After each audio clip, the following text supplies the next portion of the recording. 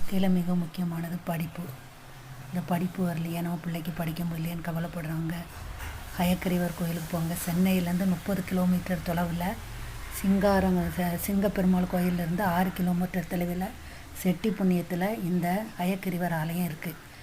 அதாவது விஷ்ணு அவதாரத்தில் 18வது அவதாரம் தான் இந்த ஹயக்கிரீவர் அவதாரம். குதிரை முகமும் மனித உடலும் கொண்டவர்.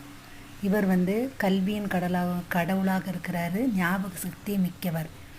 இவருக்கு ஏலக்காய் மாலை அணிவித்து வணங்கினா ரொம்ப விசேஷம், படிப்பு நல்லா வரும். நீங்கள் அங்கே தான் போகணுன்னு அவசியம் இல்லை. நம்ம மயிலாப்பூரில் சித்திரக்குளத்தில் சீனிவாச பெருமாள் கோயில் இருக்குது. அதில் தேசிகர் சன்னதியில் லட்சுமி ஹயக்கிரீவர் இருக்கார். அங்கே உங்கள் பிள்ளையை கூப்பிட்டு போய் ஏலக்காய் மாலை போட்டு நினச்சி சாமிக்கு நல்ல எண்ணத்தோடு சாமி கும்பிட்டுட்டு வாங்க. உங்கள் பிள்ளை நல்லா படிக்கும். படிக்கிறதுக்கு கடவுளே ஹயக்கிரீவர் தான். அடுத்து மேடை பக்கத்தில் இருக்குது.